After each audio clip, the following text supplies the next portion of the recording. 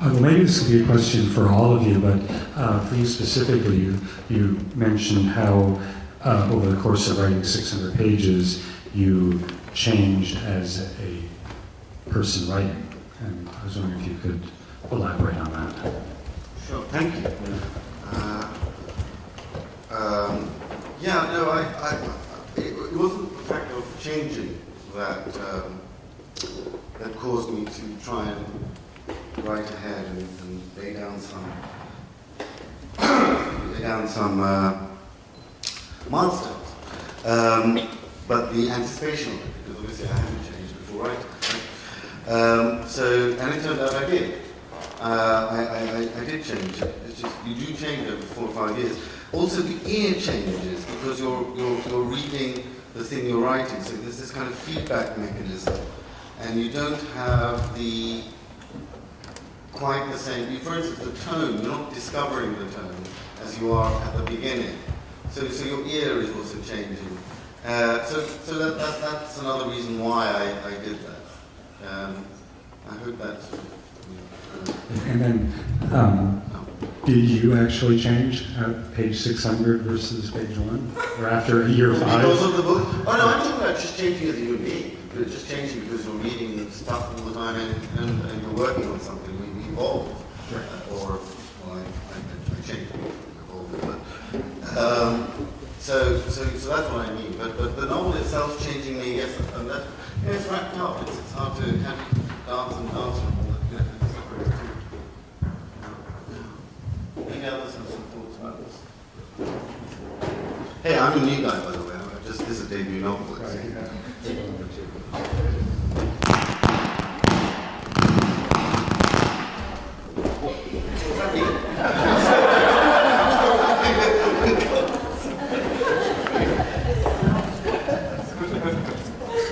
I wonder if I do this, if there will be more questions. Does anybody have anything they want to ask one of the authors? Yes.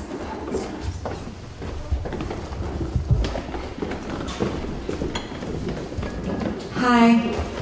The panel description mentions that you're all pretty well known in your home countries, and along the same lines of language and communication, can you just talk about, have your books been published in, I guess, the major language of your home country? How does translation into English affect anything in terms of meaning? Affect the meaning and perception? And even maybe your relationship to it as well?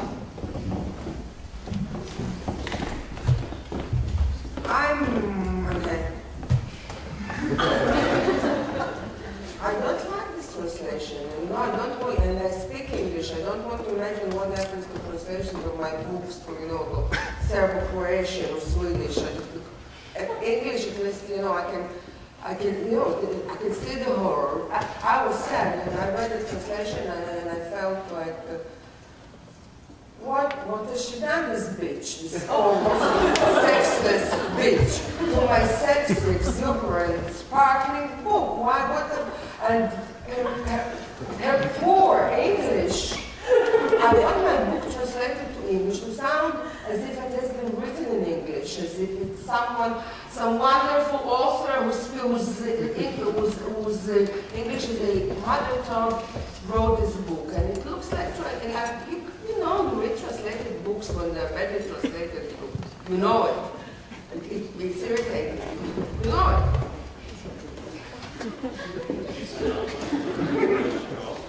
it. It's such a boring story that I don't want to tire. I had no control because I didn't care, because I didn't think at the time that it will go, it will be actually published in the United States. I thought it just translated into English to be able for Major to sell it, to make it easier to sell it in European countries. And so it was just, a requisite, she just used it to let other publishers read it and translate it into Serbo-Croatian. But a day came a few months ago, and she rings me and she says, hey, it's going to be published in the United States, America. And I say, okay. And she says, and then she goes, you're invited to Pen Festival. accessible. You have to, you should be reading some, experts of the book, somewhere in the parts. And I say, okay, so I'll read it. And I read the translation. And I go, and I say, I'm 47 years old. I can have a nervous breakdown. I can. But I don't want to go do it together. So I said, I want to have a nervous breakdown. I don't care. In any case, Americans don't read translated literature. So, and then my publisher here, they're so modest, and the only ones who translate, he lives in Ireland, and he wants only to translate quality literature, and doesn't care if someone buys it or not.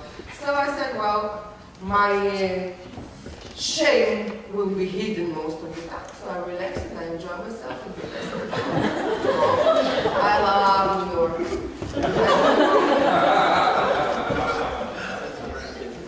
Anyone else? Or does I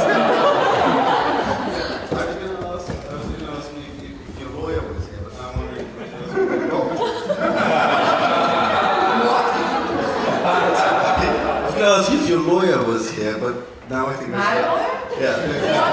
So, but why? And if yes, yeah. if it was... No, I'm not going to ask.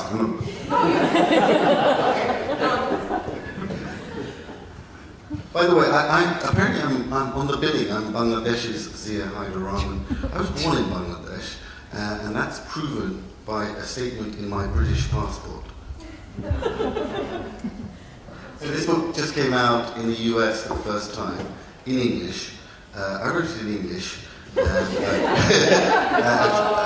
translated. Actually, there are two versions. There's a US English version and a UK English version. Is it very different? Never do that. By the way, never do that. Especially with this, because there's serial commerce and mine. But This is on if you have a TV. translator who's British, you'll translate it, usually when you translate things into English, you don't even ask if the translator is British or American, but there are two different languages, so the slang is different. So many different things. I wonder how it sounds when a British translator translates into English and then it goes to the United States. Yeah, well, it's But interesting. not if you're originally British because the Americans love the British and they think it's really interesting. But if a British translator translates from Serbo-Croatian, it's strange. It creates a strange effect. I had a British translator who translated my book, but I like my translator. I mean, I think she's a lovely woman. And she's good, but what I did after, and I think that's partly also meeting and revisiting the book in a different language, and 2 years, you talked about change, 2 years after that I had written it and published it, so I actually took it back into the cutting room. I rewrote all of the I rewrote a big part of it. Translation, but then I also started rewriting myself. But then I also rewrote parts of myself. I thought, well, now I have a chance. I can do stuff with the scenes.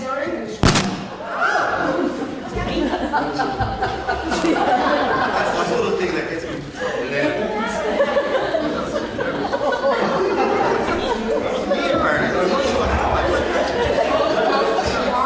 Okay.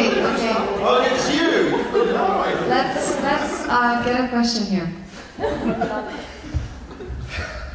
Hi, this question is for Maxim, and I wonder, in writing this book, Red Love, what was the most surprising thing for you to learn about your family that you didn't anticipate going into the project? Oh, there were many surprising things, and the most surprising thing it was that my grandfather was actually working for the KGB, and I didn't know that. And, The Nazi was no. The French one. French resistance. And no, actually not. Yes, two grandfathers, two different stories, and that's why we came to this Romeo and Juliet setting with my parents, because the Nazi against Nazi. The cast is nice. The cast is nice. And so I discovered when I watched the Stasi files from my grandfather, they mentioned that he worked for another agency before, and my grandfather explained me that it was better to work for the KGB because they were professional, and they were more professional than the Stasi, you know? No, KGB. that's not true. No, that's what he was thinking. But it was a sad story because my grandfather moved after the war. He came back to Germany and as a French officer, and he started to work as a journalist. And he discovered that many of the new responsible persons for the Secret Service, for the Western Secret Service, was actually Nazis, high Nazi Gestapo officers. And he came to his chief editor and told him the story, and the chief editor, it was a communist journal, said to him it was very interesting, but we don't publish it, but we use it. So she started to kann man die erpressen? Blackmail. Blackmail. To blackmail them, and in this way he started his KGB career in Düsseldorf, and the sad part of the story was that he met somebody who was responsible for the Gestapo in Orléans, in South France. And my grandfather was also in South France in resistance. And he worked with this guy after the war. And my grandfather, and with this Gestapo, with this former Gestapo officer. And because his, it was so important for him to serve to his communist comrades that he forgot his own story, and this Gestapo guy had shoot him if they met in France during the war, and I didn't understand how it was able to do that, how it was able to cooperate with a murderer, and but apparently to serve the communism cause was much more important than his own life. That was a very touching story I learned along this Stasi fight. Okay. Are your grandfathers alive? Now he's dead. Now he's dead. But how did he perceive himself after the war? Like, was he angry with himself? Did he feel he did something against God and the human race, or did he just think it was war and that's what had to be done? No, he started to build up the East German state. That was his mission after the war. After the war. He understood, okay, we have to build something up new. How did he perceive his actions during the war? Sorry? How did he perceive his action during the war? I don't know. In this age, they didn't ask themselves those questions. I think they just did things who was necessary. I'm sure Yeah, perhaps, but not I'm for really me. sorry for using this again, but thank you so much, all of you, for doing